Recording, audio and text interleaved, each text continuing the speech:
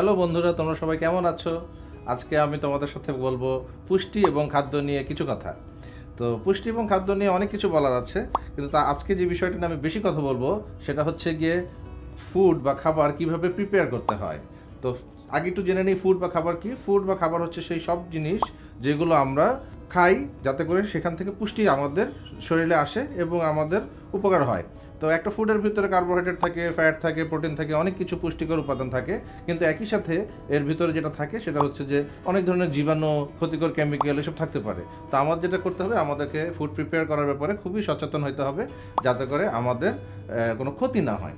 তো এখন ফুড প্রিপারেশনের বিষয়টা আসলে আমাদের খুব মনোযোগী হতে হয় যখন আমরা ফুড কালেক্ট করি, মানে হচ্ছে যে বাজার থেকে কোনো খাবার জিনিস কিনি বা উপকরণগুলো কিনি তখন থেকেই। আর কেনার সময় আমাদের খেয়াল রাখতে হয় যেন পচা, বাসি, একটু কালার চেঞ্জ হয়ে গেছে, একটু গন্ধ হয়ে গেছে, এরকম জিনিস যেন আমরা না কিনি। তাহলে আমরা যখন বাজার থেকে সব খাবারের উপকরণগুলো কিনে আনবো, সেটা কি করব যে সবগুলো আলাদা আলাদা করে ধুয়ে নিব, এবং আলাদা আলাদা ধোয়ার সময় আমরা কখনো কেটে তারপরে ধুবো না। যেগুলো কাটতে হবে যেমন শাকসবজি, সেগুলো আমরা আসলে ধুয়ে তারপরে কাটবো।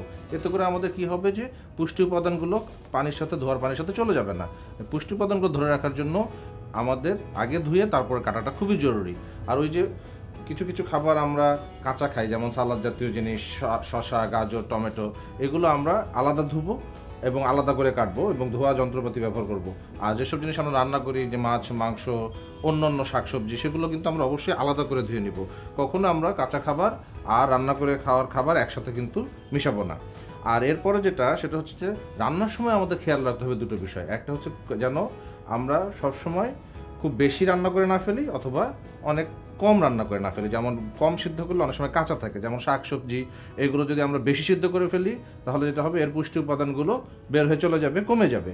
আর যদি আমরা মাছ, মাংস এগুলো কম রান্না করি, তাতে করে কী হবে, এর ভিতরে অনেক জীবাণু, অনেক কিছু রয়ে যেতে পারে, তাতে করে আমাদের পেটের অসুখ, বিভিন্ন সমস্যা হতে পারে। তো সেই কারণে আমাদের যেটা করতে হবে যে খুব বেশিও রান্না করা যাবে না, খুব কমও রান্না করা যাবে না, ঠিক সঠিক পরিমাণে সিদ্ধ করতে হবে। এর সাথে আরেকটা বিষয় আমাদের মনে রাখতে হবে যে আমরা কিন্তু খুব মশলা খাই, মশলা ব্যবহার করি, রান্নার ভিতরে তেল দেই, মশলা দেই, এটা পরিমিত পরিমাণে দেওয়া উচিত। আর রান্নাবান্নার পরে আরেকটা জিনিস আমাদের খেয়াল রাখতে হবে, সেটা হচ্ছে যে হাত ধোয়ার বিষয়টা। আমরা যখন রান্না করা, খাবার তৈরি করা, কোনো সালাদ প্রিপারেশন করা, যে কোনো কাজ করি না কেন, আমাদের কিন্তু হাত ধুয়ে নিতে হবে। আমাদের যদি শাকসবজিও আমরা ঠিকমতো ধুয়ে নেই, যদি আমরা বাসন কাটার চাকু, চামচ, এগুলো ঠিকমতো ধুয়ে নেই, কিন্তু হাত যদি ঠিকমতো না ধুই, অনেক জীবাণু আমাদের হাতের মাধ্যমে চলে আসে এবং আমাদের অনেক অসুখ বিসুখ হতে পারে। এই জন্য আমাদের যেটা করতে হবে সেটা হচ্ছে সবসময় হাত ভালোভাবে সাবান দিয়ে ধুয়ে নিতে হবে। আর খাওয়ার সময়ও একই কথা, আমাদের থালা বাসন যেগুলো আছে সেগুলো এবং আমাদের হাত ভালো মতো সাবান দিয়ে ধুয়ে নিতে হবে। সো এটা যেন আমরা কিছুতেই না ভুলি, হাত ধোয়ার বিষয়টা।